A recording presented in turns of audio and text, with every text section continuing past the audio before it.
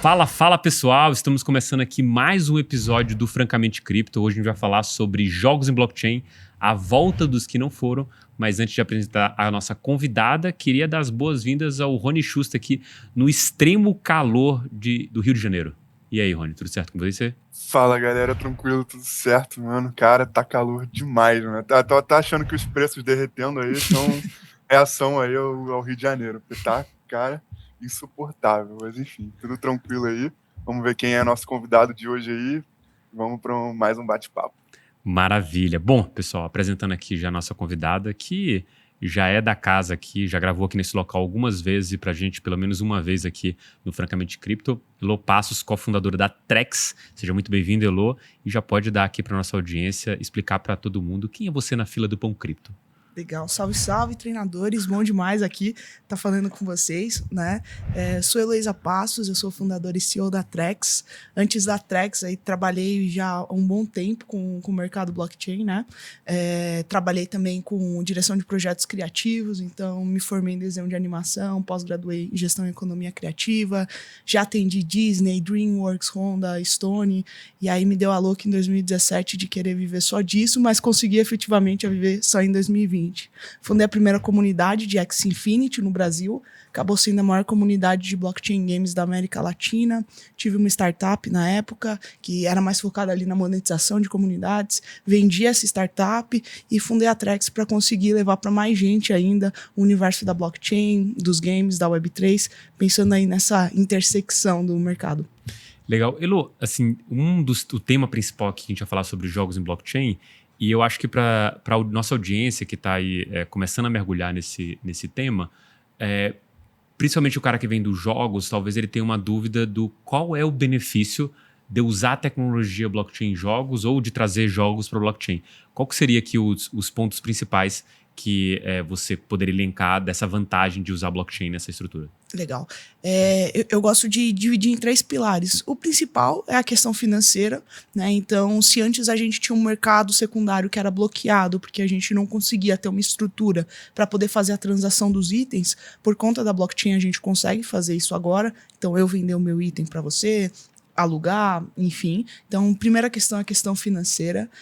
A segunda questão é a questão cosmética. Então, você consegue ter acesso a itens que antes você não teria ou não teria de forma segura, né? Então, quero ter uma skin muito legal, só vou conseguir, dentro dos jogos tradicionais, se eu comprar ela, ou se eu jogar muito para conseguir ela, e nem todo mundo tem tempo bastante para conseguir jogar. Então, você consegue ter acesso aí à parte cosmética. E o terceiro você poder usar o seu tempo no jogo de uma forma melhor, porque você terceiriza esse tempo. Então, o tempo que eu levaria para ficar upando o personagem, eu posso terceirizar isso para você, e eu posso chegar no jogo mais forte, simplesmente jogar, distrair ali, porque eu não quero ficar upando. Basicamente, eu gosto de pensar nessas 3 verticais, que se a gente for trazer em palavras mais difíceis, vai ser ownership, que é a nossa propriedade, a questão da segurança e a questão aí da escalabilidade também, capilaridade para os estúdios que conseguem monetizar melhor o que antes eles tinham que levar 2, 3, 5 anos para poder monetizar. Porque primeiro vem o capital, né? Primeiro você tem que desenvolver para depois vir o lucro do jogo. Então, acho que são os aspectos mais positivos que eu olho dentro da blockchain. Nesse último ponto que você falou aí, tem uma coisa que eu sempre discuto com as pessoas sobre essa questão dessa nova estrutura de financiamento, né? Que é você soltando alguns betas, alguns alfas ali no meio do caminho de um jogo e conseguindo coordenar aquela comunidade ali para aquele bem comum que seria o lançamento do jogo ao longo do período aqui como todo. E aí, quando a gente compara com estruturas tradicionais, assim, vamos pensar em franquias que já estão pré-estabelecidas, né? Já existem, e elas demoram 4, 5 anos para lançar uma nova versão daquele jogo. E eu sempre penso de um lado aqui totalmente leigo, óbvio, que esse cara já tem todos os assets do jogo, ou a estrutura ali de fato, já tem um personagem, já tem uma continuação da história, e mesmo assim ele demora todo esse tempo para entregar isso aqui. Nessa estrutura de cripto, a minha dúvida é, isso não gera mais ansiedade no jogador no sentido de meu Deus, eu quero ver logo esse jogo funcional, porque você me mostrou um videozinho legal, você me mostrou uma coisa onde eu posso mexer o jogador aqui. Isso não gera uma ansiedade que prejudica o desenvolvimento dos jogos? Ou você acha que é só um lado ruim, mas tem um outro lado muito bom dessas entregas parciais aqui do jogo? Quem trabalha com tecnologia sabe a palavra Scrum, né? Ou metodologias ágeis. Quando a gente pensa no movimento anterior às metodologias ágeis, a gente estava falando de desenvolvimento em cascata. Então, você tinha que desenvolver. Aí chegava lá no final, ninguém queria aquele produto, né?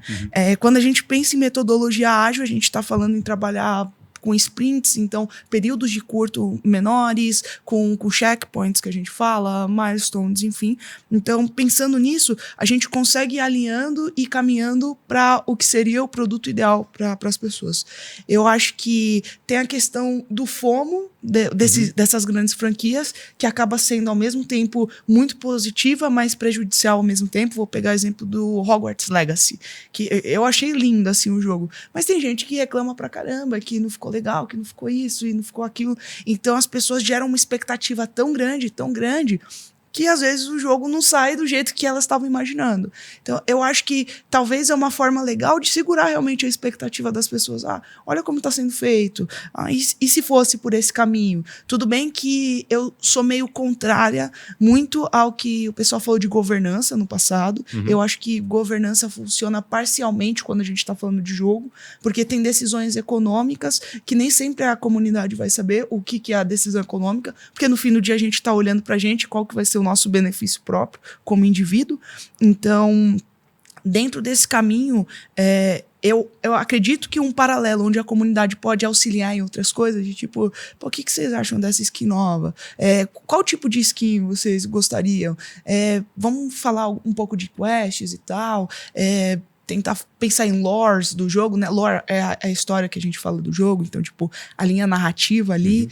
Então, acho que são caminhos legais. Você consegue trazer mais a comunidade para perto do jogo, né? Você consegue diminuir um pouco a expectativa, porque você sempre está fomentando ela com pílulas ali, não um jogo completo, mas pílulas, para quando você tiver o supra-sumo ali, você já tem uma comunidade bem fidelizada e você consegue ali abarcar outras pessoas que não são da sua comunidade. Então, todas as pessoas gamers ali, ou pessoas que não se consideram gamers, mas que estão dentro do seu fluxo de clientes, por exemplo. Entendi. O Rony tem uma pergunta, né? Cara, eu tenho sim. Uma pergunta bem, assim, eu não conheço muito a fundo, né, a Trex, aí também para explicar um pouquinho mais para o nosso ouvinte como é que funciona direito. Pelo que eu entendi, né, vocês estão muito focados em desenvolver guildas, escolinhas, né, tudo associado aos jogadores dos jogos em si. E aí eu queria te perguntar, né, tipo, planos para o futuro, assim, se você imagina talvez a Trex no futuro virando uma desenvolvedora de games, né, ou algo nessa linha, ou acha que vocês vão evoluir mais nesse lado do jogador mesmo em si, né? Como é que você vê isso para o futuro? Porque, tipo assim, vocês devem ter experiências pessoais de jogos há anos e devem ter mais experiências ainda de jogos Web3 e diversos jogadores, né? Então, eu quero dizer, né, seria muito interessante usar esse conhecimento no futuro, talvez, para, quem sabe, criar um jogo e tal, ou vocês acham que o foco vai ser mais mesmo na comunidade de jogadores e coisas assim? Legal. A Trex, ela trabalha basicamente em 3 verticais. Na vertical de comunidade, na vertical de tecnologia e na vertical de entretenimento, que a gente fala de jogo, né? Então, a gente está desenvolvendo um jogo, a gente já está desenvolvendo, acho que vai fazer 2 anos agora, que é o Boom Boogers. Ele é um jogo casual ali, meio pegada archeiro, meio pegada Brawl Stars, é onde a gente está querendo caminhar. Mas o core business da Trex em si é desenvolver tecnologias pensando na intersecção entre blockchain, finanças e games.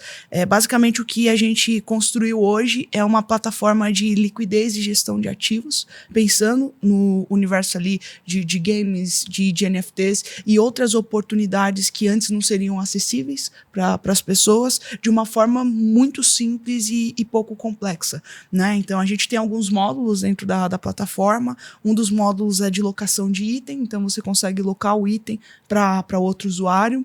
O outro módulo é um que a gente está trabalhando de microcrédito, então a gente fazer antecipação para a gente conseguir quebrar canais, por exemplo, de bridge, então você não precisa ficar mandando a bridge, automaticamente já te antecipa o item, e o item ele fica na custódia até você fazer ali o pagamento desse. E o terceiro, que a gente passou na aceleração do Next com o mercado Bitcoin, que é um matchmaking de airdrop. O que eu acredito é que o airdrop agora vai ser muito similar ao que foi scholarship em 2020, 21, comecinho de 22. Por quê? Porque o André tem dinheiro, mas não tem tempo. A Elo tem tempo, mas não tem dinheiro. O André quer muito se expor em airdrop, mas basicamente se ele não tem tempo, ele não vai se expor. Então o que ele faz? Ele terceiriza as tarefas para mim, para a Elo no caso. Terceirizando dentro de uma estrutura de custódia, dentro de uma estrutura de segurança e uma estrutura de quests onde eu consigo ser direcionada para o meu caminho, você vai conseguir se expor, eu vou conseguir me expor e todo mundo vai sair ganhando. Que nem você me emprestava os Exes, eu jogava com os Exes e a gente fazia o split. Só que o André sabe como que era ali a estrutura no fim do mês. Se você tinha 1000 scholars, você tinha que pagar para 1000 pessoas, entrar em 1000 rolins diferentes, fazer 1000 operações com treasures, e a gente tá querendo fazer isso tudo de forma automatizada. Então é um pouco isso. Rony, eu já tô aqui com o meme Shut Up and Take My Money, né? Basicamente é isso aqui. Cara, você foi falando aqui, eu fui me achando na ponta do cara que entende que airdrop é um puta negócio, não tem tempo pra fazer, não vou me dedicar a isso aqui, mas esse matchmaker eu tô exatamente na outra ponta aqui como cliente que entende que tem poder, mas não vou ter tempo pra fazer isso. Então eu toparia fazer um share dos ganhos disso, caso tivesse alguém com tempo pra fazer. Pô, muito bom essa ideia aí. Tem uma pergunta, Rony? Eu vou... Cara, não é um beleza. comentário. Eu também curti muito essa ideia só e já estou no Discord aí do Boom Boogers. Depois eu vou te catar lá, Elo, pra gente trocar ideia. Mas, Bom demais. acho bem maneiro. Tomara que siga em frente esse projeto aí. Vou acompanhar mais de perto. Pô, Elo, eu fiquei curioso pelo matchmaking. Eu vou continuar conversando sobre isso, especialmente. Depois eu vou voltar nesse outro tema que a gente fez antes de falar da Trex. Quão pronto tá isso, assim? Tipo, vocês já estão fazendo teste, já estão evoluindo? Porque, assim, me parece um produto de grande escala nesse momento do mercado, que é a mesma análise que você tem do airdrop, eu tenho também. Que é o mecanismo aqui de distribuição de quem tem dinheiro e um matchmaking para quem tem tempo aqui. Então, assim, parece que casa muito bem com a tese do Axie Infinity lá atrás e qualquer outro tipo de mecanismo que a gente tenha. Quantas pessoas já estão abordadas aqui? Você está num alfa? Como é que tá isso? Legal, a gente tá no alfa, não sei quando que o episódio vai pro ar, né? Mas contando daqui agora, em uma semana mais ou menos a gente já tem os primeiros testes. A gente começa com testes mais de protocolos e aplicações e depois a gente vai começando com testes de airdrops mais de blockchain, pensando em Taiko, Berachain, enfim. Então a gente começa mais com os protocolos ali deixa eu pensar qual que a gente tem ali. A gente tem alguns, depois eu posso te mandar, mas, por exemplo, Linea a gente já consegue abarcar ali dentro do airdrop. Então é coisa de pouco tempo porque a gente já desenvolveu a estrutura. O que a gente está fazendo é muito afinar a lógica, porque você tem que ter uma lógica ali por trás para todo mundo ser elegível, né? Você tem algumas questões ali de elegibilidade, exclusão e pontuação dentro de airdrops. Então a gente só está alinhando essa régua para todo mundo conseguir ser beneficiado através disso, mas a gente quer fazer aí, em um mês eu já quero tá abarcando aí muita gente. Então a gente tem parceria com algumas comunidades que a gente já está querendo trazer com força, com alguns provedores de liquidez também, então vai ser aí uma tarefa muito legal. E com o mercado Bitcoin, durante a aceleração do Next, que vão ser 4 meses, a gente quer afinar ainda mais o produto, para a gente ver como que a gente consegue levar mais ainda para investidor em larga escala. Essa foi uma discussão, inclusive, que a gente teve lá no mercado Bitcoin, porque, assim, como research debruçado sobre o que está acontecendo no mercado, eu vejo, desse mesmo ponto de vista que você falou sobre airdrops e play to earn, eu vejo que é o mesmo mecanismo que aconteceu lá atrás, em 2017, dos ICOs. É como o dinheiro vai fluir para as pessoas, beneficiá-las de alguma forma, do que está vindo do dinheiro de VC, né? Tipo, como que o VC vai atrair comunidade, como que ele vai distribuir dinheiro para conseguir manter aquelas pessoas ali dentro, de alguma forma, ou incentivá-las a usar aquele ecossistema. Né? No ICO a gente teve lá atrás, a gente teve, sei lá, o yield farming que aconteceu, o liquid farming que aconteceu no período ali mais ou menos de 20 e 21, a gente teve o play to earn, né? E nesse quesito, quando eu olho para airdrop, é meio que assim, pô, tô vendo essa onda acontecendo como MB, e falando assim, cara, eu nem consigo oferecer de fato um produto para o meu cliente. Aí quando você aparece com isso, parece realmente casar muito bem com uma ideia do tipo, opa, agora tem alguma coisa que eu posso oferecer para o meu cliente, principalmente no caso de uma exchange que está focando nisso, o cliente com mais dinheiro, mas também um matchmaking do cliente que está lá investindo 100, 150 reais, que tem muito tempo para gastar, mas não tem tanto dinheiro aqui. Então acaba fazendo sentido, inclusive, para a própria plataforma aqui, da maneira que a gente vê. Mas, pô, muito bom, parabéns aí pela ideia, e assim, sei que essas coisas são extremamente complexas assim para construção, assim, parabéns pela coragem de botar a cara e fazer isso aí também. Nasceu meio que de uma necessidade minha. Né? De, tipo, necessidade não, eu fiquei puta. Porque eu via todo mundo no Twitter, ganha grana. Eu falo, pô, como assim ganhou grana, né? Eu tô trabalhando pra caramba e não tô ganhando grana. Então eu falei assim, como que eu consigo fazer pra eu estar dentro de ganhar grana? Então, tipo, é muito que a gente falou, a lógica casa muito bem.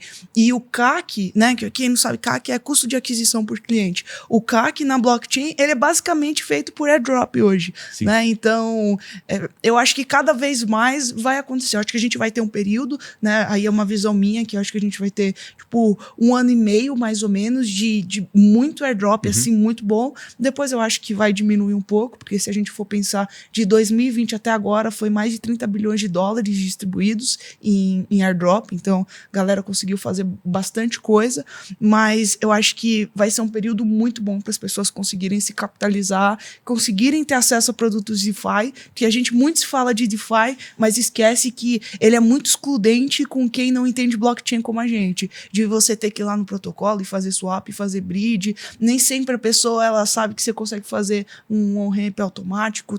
Então, assim, basicamente diminui fricção e deixa DeFi disponível para todo mundo em uma estrutura que é a melhor estrutura do mundo para onboarding, que é entretenimento, né? A gente pensar em games, enfim. Acho que essa parte do onboard ela é muito forte para mim, assim. Acho que a gente tenta aqui traçar algumas coisas sobre produtos de cripto, né, que podem furar a bolha, e toda vez eu recaio sempre em jogos, porque acaba sendo uma coisa que quando eu olho para a tese de jogos, né, e até voltando um pouco mais ao mercado, eu olho para a tese de jogos e eu falo, os jogadores já querem NFT, eles só não sabem disso. E, inclusive, rechaçam o NFT sem entender o que, de fato, aquilo serve para ele. Não é só um Bored Ape que o cara comprou por $600 mil. É muito mais do que isso. Então, ele já sabe que ele quer isso. Ele só não entende que aquela é a melhor solução para ele. Então, no momento que você tem um jogo, alguma coisa que traga uma vantagem, que pode ser desde divertimento até qualquer outra vantagem para esse cara que ele não consiga fazer no mercado de jogos tradicionais, esse salto, para mim, seria inevitável. Né? Então, assim, na minha visão como analista, eu não preciso de 10 jogos furando a bolha, é só um. Eu preciso de um cara para furar essa bolha e simplesmente esse cara vai atrair todo um público para dentro. E a gente sabe quando você atrai esse público para dentro, e a gente sabe a força quase de buraco negro aqui do mercado cripto, né, que suga esse cara e simplesmente ele não sai mais daqui, ou em sua maioria acaba não saindo. E nesse quesito, quando eu olho para as perspectivas dos ciclos anteriores, a gente está vendo agora uma volta dessa tese de jogos que, na minha visão, o mercado ainda não está muito claro isso para mim, isso óbvio, minha visão aqui. E eu queria entender do seu lado, assim, qual que, pensando no começo do ciclo ali do que foi a questão de jogos, acho que talvez assim, numa primeira rampagem, quando você criou a comunidade ali em torno do Axie Infinity, quais que são as diferenças que você vê lá para esse período agora do renascimento dos jogos, se é que podemos chamar assim, um segundo round dos jogos? Tá.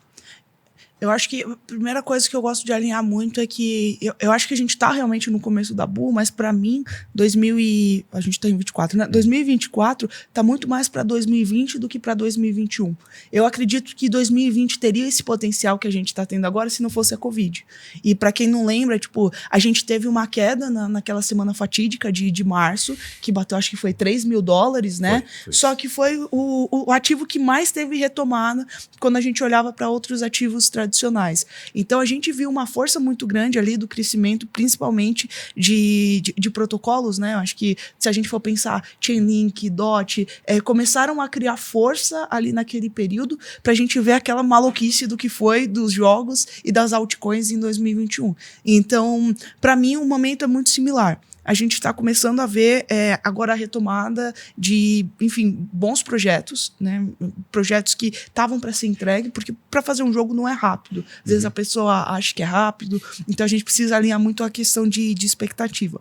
Mas para mim a gente está nesse período onde esses jogos promessas vão ser começados a ser lançados. A gente já tem alguns que estão começando a fazer um hype muito forte, né? Alguns que desenvolveram em silêncio e apareceram do nada, outros que desenvolveram com muito barulho e estão voltando, né? Outros que ninguém dava nada e veio com força, como Pixels. E nesse caminho eu acho que a gente vai começar a ver muito jogo a partir do Q3 que a gente fala, né? Terceiro trimestre desse ano, pensando mais para 2024, que a gente vai ver muito mais jogo casual, muito mais jogo mobile, Eu acho que tem uma coisa muito do pessoal falar, AAA, AAA. Pra mim, AAA funciona pra quem tem console ou pra quem é hard gamer. Porque nem todo mundo tem um computador pra aguentar um AAA, né? Já é difícil. O Auri, por exemplo, era um jogo que eu super gostei de jogar, mas eu falei assim, não vai dar pra mim. Porque mesmo meu computador sendo bom, era assim, esquentava a máquina. Eu falei, não tenho tempo pra isso, né? Eu quero um joguinho rápido que não esquente o celular e vá. Tanto que hoje eu jogo muito Wild Forest, que é um jogo que tá na Ronin. Eu jogo desde outubro do ano passado, porque eu acho uma pegada maravilhosa que lembra muito Age of Empires, que eu adoro. Então é um Age of Empires com Clash Royale, assim, meio louco isso. É por round, tipo, que você joga ou é real-time strategy. Então, tipo, você vai montando, a gente tá jogando aqui um contra o outro, a gente vai conquistando, vai colocando tropa dentro do campo, vai fazendo construção. Então, basicamente, você tem barraca, torre e mina. As únicas 3 construções que você tem barraca, torre e mina, e você pode upar a barraca 2 vezes e a torre 1 vez, e você, tipo, usa 7 personagens. É uma lógica muito simples, mas é, tipo, extremamente divertido. E eles balancearam agora, então tá muito legal. E esse é meu ponto. Eu acho que tem muita gente que joga em computador, mas principalmente se a gente for pensar em América Latina, a maioria das pessoas jogam em dispositivo mobile. Aqui no Brasil, principalmente. Não é todo mundo que vai ter um computador, mas todo mundo vai ter um celular. Por isso que Free Fire performou também aqui no Brasil, né? Por isso que virou essa loucura com o Nobru, por exemplo. Porque as pessoas têm acesso. Então é aquilo que a gente falou. É um onboard muito simples. Heroes of Mavia teve mais de 3 milhões de download. E as pessoas nem sabem que tem blockchain por trás. Minhas ressalvas com Heroes of Mavia, que eu acho a economia muito ruim, mas é um jogo super divertido. Então, uma economia muito ruim com um jogo super divertido. Já vimos isso no passado com o Titan Arena, mas eu acho que tem uma capacidade ali de conseguir atrair pessoas fora da bolha, que vão estar usando blockchain sem saber que estão usando blockchain. Esse é um dos pulos do gato aqui, né? Acho que a gente tá falando de trazer o cara do jogo para um free-to-play e, eventualmente, de falar, o que é isso? Aí ele se pergunta o que é Ethereum. Aí ele começa a entender porque tem um jeito de ser recompensado se ele sair do modo free-to-play, né? E sobre essa questão de decisões, de estratégias de projetos, né? Acho que, assim, tá todo mundo numa corrida para tentar ser esse cara que pode furar bolha ou simplesmente crescer de maneira exponencial, e cada um tem adotado um pouco da sua estratégia. Acho que, assim, na minha visão, concordo com você, os jogos AAA, eu acho que tem menos chances aqui nesse ciclo, pelo menos, sei lá, 1 ano e meio, como você está falando daqui pra frente. Acho que a gente não vai ter um jogo completo sendo lançado, até por todas as dificuldades que a gente falou. E também acho que a questão do console, nem eu tinha observado isso, mas acho que só joga a favor dessa tese de que os casual games eles estão mais favoráveis para talvez furar essa bolha, porque é óbvio que tem mais celulares do que consoles. Então, tipo, tem mais celulares do que PCs bons. Então, basicamente isso. Mas eu tenho uma dúvida sobre essa escolha do desenvolvimento, e você como está também desenvolvendo jogos, porque o lance a gente comentou sobre isso, você tem a comunidade que está lá aguardando novidades sobre aquilo. E essas novidades podem ser tanto do tipo um sneak peek dos novos personagens, ou pode ser alguma funcionalidade dentro do jogo. Exemplo, eu quero um jogo AAA, mas eu vou lançar aqui um jogo de cartinhas para vocês batalharem com esses personagens que depois vão virar gráficos aqui do que a gente vai desenvolver. Ou, eventualmente, eu escolhi desenvolver um casual game e beleza, vai morrer ali, eu vou tentar adicionar coisas de economia aqui que vão mudar. Na sua experiência, quais são as coisas talvez que têm andado para caminhar dar mais certo, no sentido de estratégias de jogos dando certo, e as estratégias de jogos que você acha que são fadadas a darem errados aqui? Óbvio, sempre uma opinião aqui, ou se você tiver algum caso que já deu muito errado, acho que é bom também mencionar. Tá, legal. Para mim, o caso que deu mais errado em blockchain games, que é um caso que eu acho muito triste, é o Titan Arena. Titan Arena, ele tinha tudo para ser o Pokémon Unite ou o Brawl Stars da Web3. Porque é um jogo que era muito bonito, muito bem feito, tava liso ali para as pessoas jogarem, multiplayer, matchmaking, mas era uma economia muito ruim. Não sei se você lembra como que era, que você só despejava personagem no mercado. Exatamente, personagem no mercado. Então, tipo, despeja personagem, despeja. E assim, era um jogo que tinha um potencial absurdo de esportes. Então, acho que era muito no começo, a gente não tinha como saber isso. Exato. Mas não necessariamente porque é um jogo blockchain você precisa ter token. Você pode ter só o NFT. Então, uma tese que cada vez mais eu tô tipo, trabalhando e entendendo. Será que o caminho de um jogo é você ter NFT e você ter uma in-game coin ali, que você faz uma saída com uma proporção bem com um split bem alto relativo a uma moeda da própria infraestrutura ali, então tipo uma Ronin, a gente está começando a pensar outras formas, porque se a gente falar de token por token, infelizmente a gente vai atrair muito farmador que nem sempre é a pessoa que quer estar no jogo, vem, suga e vai embora. Parece praga, assim, né? São os gafanhotos, assim, destroem e vão para a próxima plantação.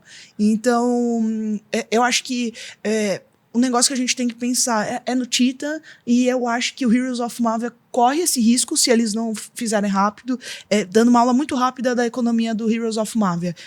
Eles têm um token que eles chamam de Ruby, que seria o SLP, e eles têm o token do Mavia, que já foi listado, enfim, que seria o AXS.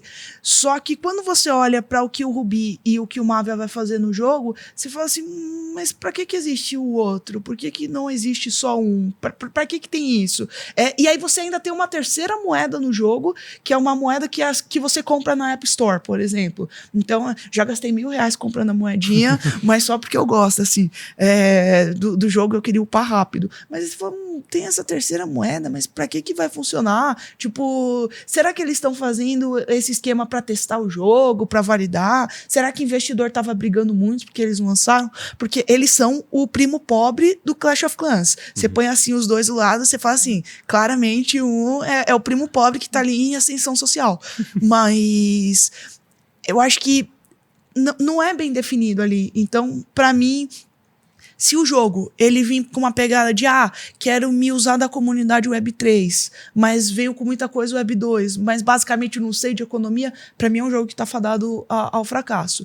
Então, o que a gente mais viu foi equipes que eram muito incríveis, captando muito dinheiro, gente que era ex-big techs, ex-unicórnios e não sei o que, e não entrega nada, porque a gente precisa ponderar os dois mundos, né? Então, que legal que você tem experiência de games, porque já ajuda bastante, e a maioria das pessoas não tem experiência, das pessoas da Web3 não tem experiência no mercado tradicional, mas ao mesmo tempo você precisa entender as microdinâmicas que acontecem dentro do mercado Web3. E por isso que eu acho que Pixel se deu tão bem. Eu acho que Pixel está numa derrocada um pouco lento, eu acho que infelizmente o mercado cripto no geral você precisa ficar com muita especulação, muita FOMO, enfim, mas foi um jogo que foi muito sagaz nisso, de ficar entregando conteúdo semanal, de ficar entregando coisas pequenas, André, não tô falando de coisa grande, sabe? Tipo, é Natal, coloca neve na cidade, sabe? Tipo, é Halloween, coloca abóboras na cidade. Tipo,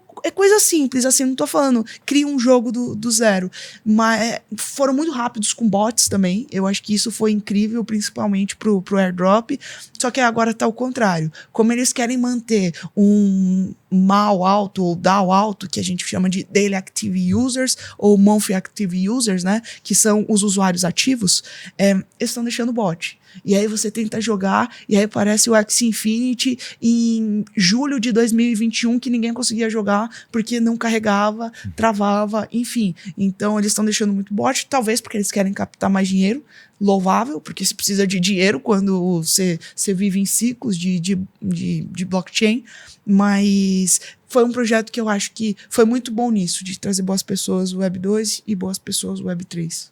Sobre essa dinâmica do Pixel, você comentou aqui sobre... Esse eu não estou por dentro. Eu sei qual é o jogo, sei que está na Ronin, que eu acompanho os projetos dentro da Ronin. Mas sobre a dinâmica do jogo aqui, toda vez que a gente está falando sobre jogos aqui, todo mundo vem a ideia do Axie Infinity ou simplesmente do AXS ali. Nesse contexto, existe a possibilidade desses jogos que estão com alguma... sei lá, pelo menos com o aprendizado do AXS, chegarem a ter esse...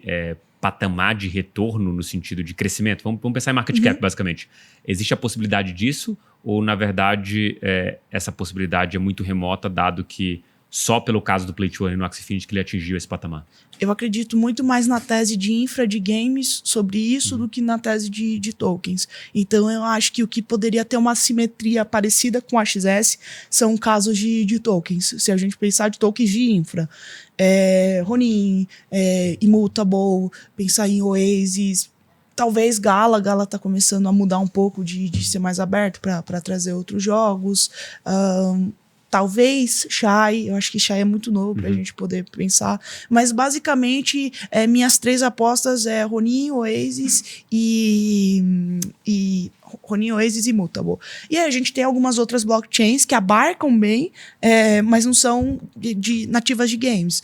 Polygon, Solana, Avalanche, que são blockchains que têm bons jogos ali dentro. Então, eu acho que se eu fosse fazer uma cesta de games, eu iria muito mais pela questão dos ativos de infraestrutura, né, os tokens de infraestrutura, e olharia jogos e iria na parte de NFTs de jogos. Foi o que a gente fez com Pixels, né? Nosso amigo Erich deu a call em setembro, mais ou menos, outubro.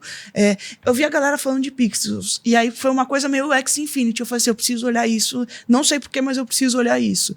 A gente comprou, além de tava em outubro do ano passado, tava a que a gente comprou 0.99 e o IT estava muito mais barato, né? Eu acho que deu, tipo, quase o dobro, o triplo. A gente realizou uma lend, deu 5x de lucro em pouco tempo, né? Então, eu acredito muito mais em achar bons jogos, se expor no NFT desses bons jogos, e se for para se expor em token de IF. Lembrando que é uma estratégia minha, não é nenhum conselho de investimento, mas é o que eu acredito. Eu acho essa tese bem coerente, é uma das coisas que eu sempre tenho pensado, assim, porque me parece que para ter esse crescimento vertiginoso, aí vou relembrar o Axie Infinity, né? Lá dentro do jogo, você tinha uma demanda pelo SLP, que era uma impressão infinita, que era basicamente, você comprava o SLP para gerar mais bichinhos, para gerar mais SLP. Tipo, essa era a lógica, né? Tipo, meio que um esquema ali que você não tinha como sugar muita liquidez do SLP sem gerar mais esse motor de geração de SLP. Então, toda vez que era sugado, vai surgir mais ali. Então, era meio que um ciclo. SLP sobe de preço porque tem muita demanda naquele momento, mas ele vai cair mais do que aquele preço anterior e vai continuar subindo. Já o AXS, por ser limitado, esse dinheiro ele ia sendo travado, né? Acho que era travado pro tesouro, não lembro. Era tipo, cada habilidade que você dava tinha uma quantidade de SLP. Eu acho que era travado, ele tomava, né? Dava pro tesouro. Então você tirava cada vez mais liquidez, o CLP gerava mais SLP. Só que essa dinâmica, ela começa a gerar uma demanda não artificial, mas assim, uma demanda por AXS que cria um sistema piramidal, que se eu cheguei antes e comprei o AXS cedo, esse negócio vai valorizar enquanto os outros estão comprando, até o momento em que a recompensa do SLP não está valendo a pena, porque isso vai quebrar a economia. E nesse quesito, quando eu olho para jogos hoje, o meu receio é exatamente esse. Um jogo muito bom vai estar fadado a atrair vários gafanhotos que vão destruir aquela economia de novo e sair para procurar outro cara. E aí, a tese que você falou parece mais sustentável, que primeiro, obviamente, um token não fungível, um NFT, ele vai ter uma quantidade menor do que um token fungível. Além do que, você não vai vender de uma vez vários tipos de lend num bet só. Você vai ter que vender meio que uma a uma ali. Não tem um mercado, por exemplo, dentro de uma exchange que você vai vender, vai lá vender 10 mil tokens de uma vez. Você não vai conseguir fazer isso. Então, de qualquer forma, mesmo que a gente entre num cenário ruim do mercado, talvez seja menos difícil para você dampar de vez esses NFTs. Até porque eu acho que, assim, do meu ponto de vista como investidor, eu consigo comprar Ronin hoje e falar, pô, tô comprando Ronin pela infra aqui, eu acredito nesse negócio, vai ter demanda por esse lado aqui, vai ter mais jogos, vai ter airdrop, o cara vai fazer stake e tal. Consigo desenhar um esquema de boa nisso aqui.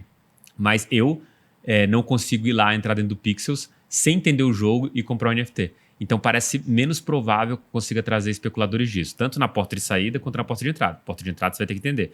A porta de saída, você talvez não consiga sair tudo de uma vez se você for especulador. Então parece gerar um mecanismo um pouco mais saudável aqui. E nesse sentido, a minha pergunta para você é essa. A gente tem aprendizados ao longo desse ciclo. Você acha que os jogos em si entenderam que não existe essa tal possibilidade da gente arrebentar num token, mas sim criar um mecanismo de jogo saudável? Ou você acha que por pressão do VC, por pressão de outras coisas, existe a ideia de que não, tenho que criar um mecanismo, um Ponzinomics aqui para valorizar o token e deixar todo mundo feliz? Assim? Qual a sua leitura sobre os jogos? Eu acho que alguns já entenderam isso, que precisa fazer isso. E eu acho que uma das questões normalmente quando você pensa em partidas curtas, você está pensando em pessoas que vão ser mais formadoras. Quando você está pensando em estratégias ou tempos mais longos de trabalho, você vai ver que você vai conseguir atrair pessoas que realmente vão estar jogando e vão estar engajando. Vou dar o exemplo do Wide Forest. O Wide Forest, como funciona para você pegar o token ali? você tem que ter o Battle Pass. Só que você não pode comprar ainda o Battle Pass.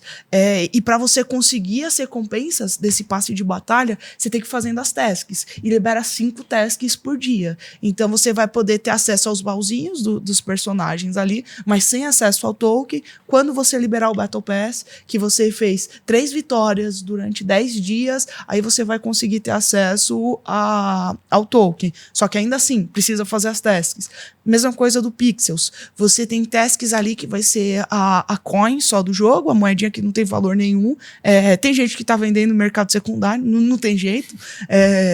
Mas você tem ali aquelas coins e algumas tasks são tasks de pixels, né? Eu acho que o pixel só precisa agora agilizar um pouco para fazer queima de pixel, que eles não estão com queima de pixel. Então antes até tava rolando uma queima de berry por conta do mercado, que na verdade era uma troca de tesouro, de tipo, passa para a mão do pixels, volta para a mão do usuário, mas eu acho que precisa agilizar um pouquinho isso em relação à queima, e é por isso que eu fico com a minha dúvida só sobre essa questão realmente de vale colocar coin, vale colocar a moedinha, se você vai colocar moeda, coloca só uma moeda, coloca 2 moedas, enfim. Então, acho que alguns jogos aprenderam sim, mas vai ter muita gente que vai se aproveitar, assim. Eu fiquei indignada que eu vi que voltou o Bomb Crypto e a galera falando, não, mas é diferente, não sei o quê. Falei, gente, então tá bom aí. Nunca investi em Bomb Crypto e tô aqui. Então, tipo, vai aí, pô, vai aí. Eu acho muito complicado a ganância das pessoas em relação a isso. Tipo, ninguém faz dinheiro assim do nada, sabe? Cara, tem todo o caminho, tem toda a consistência. Ronin, por exemplo, eu bato muito na tese de Ronin e Immutable. Em pontos diferentes, mas eu bato. Eu acho que Immutable tem uma comunidade muito mais saudável e com menos bots, né? Eu acho que esse é o ponto, embora de Ross fique falando o contrário, que não tem comunidade. Eu acho o que a Immutable faz muito interessante a nível de construir uma comunidade que não é tão grande, né? 200 mil carteiras ativas, mas é uma comunidade que tá ali engajando com os jogos que tem, principalmente Gods Unchained, enfim, os melhores jogos. Só que ao mesmo tempo, a Ronin conseguiu crescer assim absurdamente em 2 anos. E eu acho que foi um trabalho muito bom de tecnologia. Sky Mavis é péssima pra fazer jogo, eu acho que não é dúvida pra ninguém. Tipo, você tinha um X que as pessoas gostavam de jogar, o único problema era essa super inflação de tokens e governança, não sei o quê. E a Sky Mavis tem esse papel meio de tipo, esse token não tá funcionando, eu mato ele, quem investiu aí se larga e eu vou pra outro, né? Então eles fizeram isso com a XS, agora com o ROM, mas pô, tinha um jogo que a galera gostava de jogar, que era o Classic. Aí eles complicaram muito no Origins. Então, um negócio meio Magic que você tem que pensar muito pra jogar. Porque você tem as runas pra você colocar, você tem os encantamentos em cima da runa, e o encantamento você põe em cima da carta, na verdade. E aí lançaram Homeland, que eram as lands, que todo mundo vendeu a $12 mil.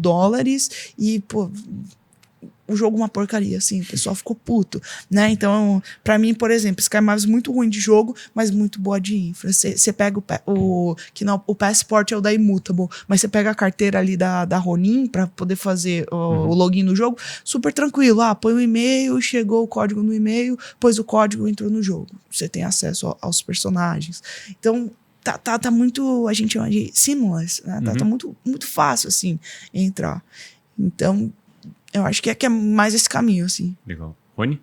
Cara, eu tenho uma pergunta, voltar só um pouquinho nos temas que você estava falando antes, né? Tu falou, por exemplo, que tá com uma enxurrada de bots, por exemplo, no Pixels, né? E imagino que isso seja uma coisa comum em muitos games, né? Cara, eu queria te perguntar assim, quais são métricas que você gosta de avaliar em um game Web3, né? Porque, por exemplo, a gente, pelo que você falou agora e pelo que a gente vê também, sei lá, número de jogadores diários, semanais, mensais, pode ser muito facilmente manipulável com bots e coisas desse tipo, né? Receita média também, né? Número de inscritos nas redes sociais também é fácil de ser manipulado, né? Eu te pergunto, óbvio que essas métricas, mesmo sendo manipuláveis até certo grau, têm um certo valor, mas existem métricas mais interessantes no sentido de que filtram mais e meio que te expõem o jogo ou o projeto em si de forma mais direta, né? E aí, sei lá, algumas ideias podem ser volumes de negociação de NFTs de lands, por exemplo, no caso. Aquilo que você falou também, né? De fazer uma atualização para o Natal, uma para Páscoa, né? Tipo, quantidade dessas atualizações, mostrando talvez que o time dos devs está interessado em melhorar o jogo. Tem algum tipo de métricas desse tipo que vocês acompanham? Ou, tipo, cada jogo é um jogo, você tem que estar lá, tem que estar vendo exatamente para desenvolver meio que uma métrica interessante? Acho que cada jogo é um jogo, mas eu gosto muito de receita.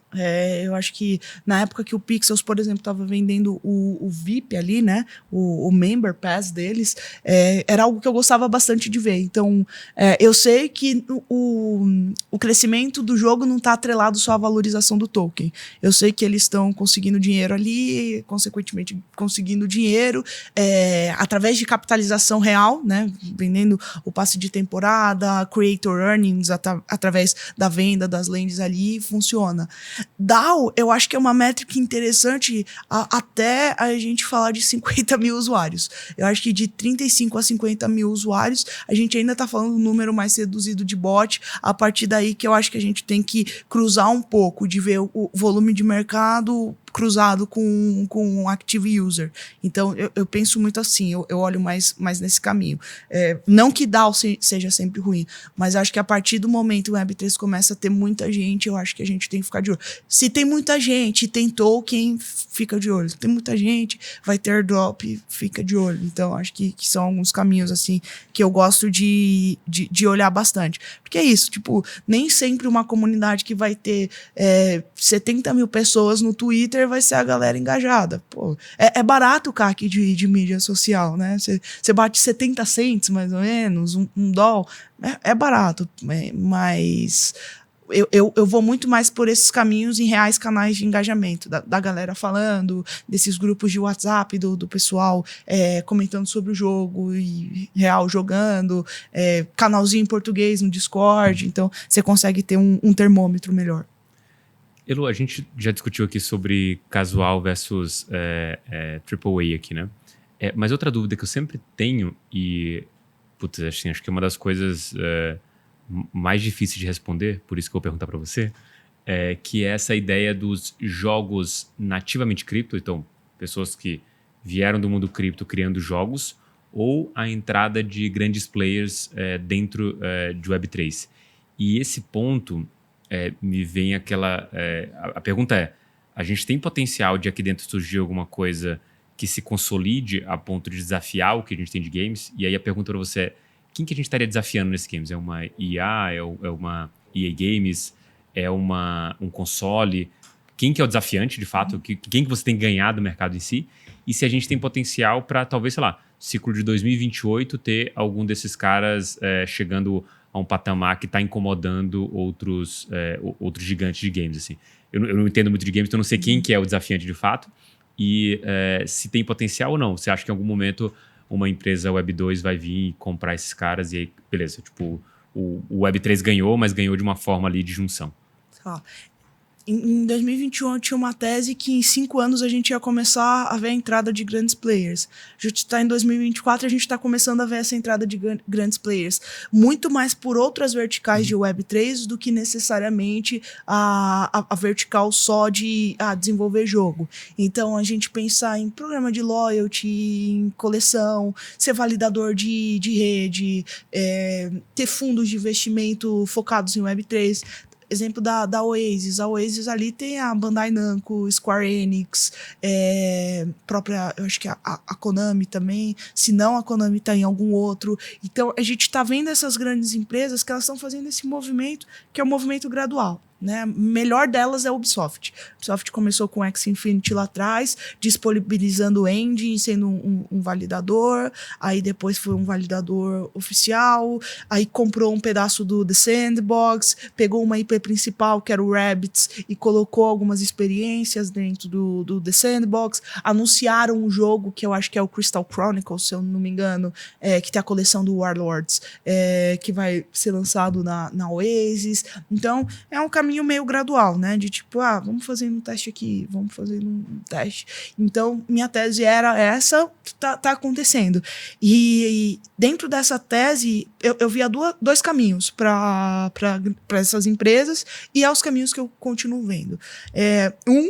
por exemplo, pega a Trex, o ponto da Trex cresceu o suficiente para ela começar a fazer aquisição de pequenos estúdios, pequenas empresas, que é um movimento muito comum dentro da indústria de games. Supercell, que foi adquirida pela Tencent, Blizzard, que foi adquirida pela Microsoft, enfim.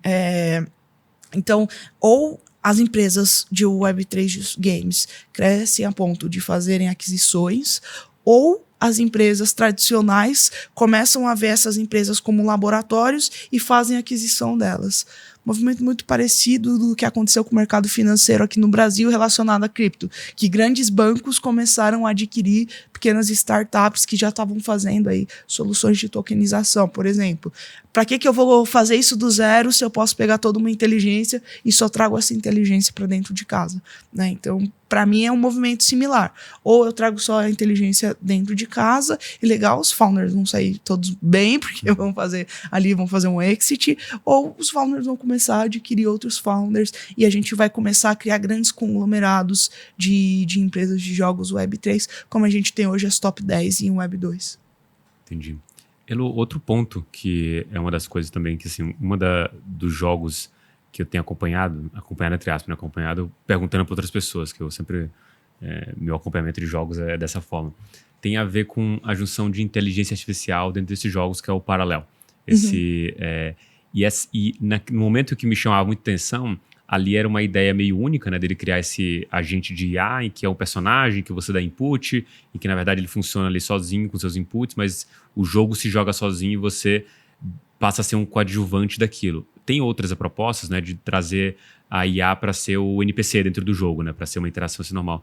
Eu queria entender na sua visão como que está evoluindo, como que está se conectando com cripto de modo geral, e qual é o apetite que você tem para esse tipo de ideia, no sentido, acho que faz sentido, não faz sentido, para que lado você acha que esse negócio vai mais? Eu acho que a segunda é algo que me agrada mais, porque a primeira eu acho que funciona muito bem se for um jogo narrativo e só com NFT. Então, basicamente, eu acho que é um jogo que não precisaria ter mercado secundário, porque é um jogo que você vive ali o jogo. Dava exemplo de jogos de plataforma que eu gosto muito, como Hollow Knight. Hollow Knight é um jogo muito bom, que eu adoro, que é lindo, que tudo naquele jogo é maravilhoso, mas é um jogo que você olha assim e fala, será que tem necessidade de mercado secundário? Sabe? Tipo, talvez se você colocar um multiplayer, que você vai ter 2 bonequinhos iguais lutando, mas não tem necessidade de um mercado secundário. Então, quando você coloca uma IA para jogar para você, que você só vai dar inputs, você pode estar trazendo bots. Eu acho que para mim, assim, o principal ponto mais frágil de jogos Web3 é bot. Então, tudo que você dá espaço para bot entrar, bot vai entrar com força. E aí a gente vai ter aqueles farms, não sei se você lembra daqueles memes que tinha de 1000 celulares jogando X Infinity ali e acabou. Então, assim, não gosto. Não gosto muito. Mas eu gosto muito da ideia de você pensar em IA para fazer conteúdo generativo. Para ser NPC, para você criar arenas. Então você pode criar arenas procedurais ali com inputs de IA. Eu acho que facilita muito questão de IA para facilitar o trabalho da direção de arte. Então, ao invés da direção de arte ter que ir no Pinterest ou qualquer coisa, pegar 1000 referências, fazer o board e aí criar, você pedir para IA direcionar esse caminho, eu gosto bastante, né? Eu acho que são alguns caminhos. IA pensando ali mais aliada à inteligência de dados, que é o que a gente quer fazer muito com a parte de microcrédito, para você conseguir gerar perfis de jogadores. Gerando perfis de jogadores, você sabe qual conteúdo direcionar para esse tipo de jogador. É algo que eu tenho muito apetite, eu acho muito legal, mas eu acho que é a palavra da moda por enquanto. Então, acho que o pessoal tá usando muito bem para captar. Se você for ver aquela aceleração da i16Z, a Lightspeed, era basicamente IA ou jogos, né? Tipo, na verdade, ferramentas de IA para jogos. Acho legal, não tem como a gente voltar atrás, você tem que aceitar que a IA tá aqui, mas eu acho que o pessoal tá usando meio como palavra do momento, assim como usaram o metaverso e captaram rios e rios de dinheiro e não entregaram nada. Exatamente. A gente tá caminhando pro final, já eu vou te fazer a pergunta da mineração da semana, mas assim, sempre tenho curiosidade para saber 2 coisas, né? E aí são 2 perguntas, na verdade. Uma, que você desenhasse aqui a sua visão dos próximos 2 anos da tese de games como um todo, e falasse dos jogos aí que você já começou a mencionar alguns, coisas que você está acompanhando aí que você tem achado interessante. Legal. Minha maior tese é tese de infra. Então, eu acho que vão ter as teses de infras que vão ser as grandes empresas, né? Vão ser as NVIDIAs, as Unreal, Unity, enfim, da Web3, que para mim, por enquanto, é Ronin, Immutable, Oasis, talvez Shai. Eu acho que Shai tá muito experiente ainda pra gente saber. Talvez Solana, Avalanche, enfim. Para mim, é tese de infra, tese de jogos casuais, eu acho que muito forte. Para mim, tese de jogos AAA vai vir para um público muito mais selecionado de esportes. Então, vão ser jogos que vão ter aí... O triplo, né? São AAAs, vão ter que ter o triplo de cuidado, porque eles vão ter que falar com o mercado tradicional. Porque eu acho que quem tá hoje em jogos Web3, galera casualzinha, quer fazer rápido ali, dinheiro e tal. Se você vai para essa questão de esporte, você tá competindo com gente muito grande. Então você tá competindo com Rainbow Six, com Counter-Strike, com League of Legends, enfim. Mas acho que pode caminhar. Então, basicamente, tese de infra para investimento, tese de jogos casuais para grande escala, tese de jogos AAA para a gente começar a criar uma bolha mais selecionada ali de jogos. E aí, jogos que a gente está olhando, que eu gosto bastante, Pirate Nation, eu acho que a equipe é muito boa mesmo. Fizeram uma cagada que foi entrar na blockchain deles, criaram uma blockchain própria, acho isso bem cagada, né? Na época do Axie Infinity funcionava porque a gente basicamente não tinha camadas de segunda camadas para suportar isso, então funcionava, mas eu acho meio tipo, nada a ver, não precisa criar uma outra blockchain, mas é um time muito bom, captou 33 milhões de dólares em 2023, conseguiram entregar muita coisa pequena assim de temporada. Eu acho que eles têm uma grande chance de derrubar The Sandbox, se eles quiserem ir para um caminho de metaverso aberto. Porque eles são voxel também, só que você tem uma pegada de jogabilidade ali, os piratinhas cresceram consistentemente, então, tipo, foi uma valorização que não foi do nada, foi valorizando aos poucos. Gosto do Pirate Nation, gosto muito dos jogos que estão abarcados na Ronin, acho que eles têm uma seletividade boa para trazer jogos. Pixels, White Forest, Apeiron, acho que vale continuar dando uma olhada em Axie, porque eles estão criando novas formas de jogos ali com a mesma IP, então Candy Crush de Axie, voltando com Classic também, enfim, então acho que são jogos que eu ficaria de olho, jogos que estão abarcados na Ronin. Na Immutable Gods Unchained, é um jogo que eu acho que é bem legal. Vamos ver aí os próximos que vão lançar, né? Eu acho que Illuvium é um que todo mundo fala muito, não é algo que me apetece, eu acho feio. Se fosse para ir para um jogo nessa pegada, eu iria mais para Aurora. Eu acho que é um jogo que tem uma pegada um pouco mais forte. Tem um estúdio brasileiro muito legal também, que é a Jungle. Eles estão fazendo um FPS que vai ser lançado. Acho que vale a pena ficar de olho também. O Cursed Stone, que vai ser lançado na Immutable também. Acho que vale ficar de olho. Claro, o Boom Boogers, né? Em breve a gente vai anunciar aí qual que é a blockchain parceira. Mas o Boom Boogers está ficando bem legal. Convido todo mundo a baixar na Google Store. A gente já tem ali um alpha, não está ainda dentro da blockchain, mas tá bem divertido. Achei que a gente vai conseguir trazer muitos públicos e públicos diferentes, né? Acho que a gente vai conseguir trazer aí a galera mais jovem, que até então a gente não conseguiu trazer para Web3 no geral. Legal, bom que você foi falando aqui, eu sou vivendo o Rony abaixando a cabeça e anotando as coisas tudinho, que você falava no jogo, ele abaixava para anotar aqui tudinho. Depois eu passo a lista maior para ele. Tudo alfa aqui. Tudo alfa, ele tava anotando lá, assim, para fazer umas anotações erradas, que ele com certeza não vai entender todos os nomes aí, mas depois ele te pergunta. Elo, agora a gente vai para a parte final, a mineração da semana. O que você sugere aí para nossa audiência aí, ler, ouvir ou entender? Legal, bom demais. Dentro dessa linha que eu falei, eu acho que vale muito a pena ver o relatório da Dep Radar. A gente fala que é o report, então teve o report de 2023, segundo semestre, que eu acho que é o que está mais próximo aí da gente. Em breve vai lançar agora o de 2024, mas a Dep Radar é muito boa aí em analisar dados, em ver como que está questão aí de ecossistema. Enfim, gosto bastante e acho que vai fazer bastante sentido para quem assistiu e quer se aprofundar um pouquinho mais nessa tese. Maravilha. Bom, pessoal, vamos encerrando aqui o nosso Francamente Cripto. Queria agradecer demais aqui, Elo e o Rony aí que acompanhou também a gente nesse episódio. Obrigado você também que ficou aqui até o final do Francamente Cripto. Não esquece de curtir e comentar aí a sua parte favorita do episódio. Um abraço e até o próximo episódio.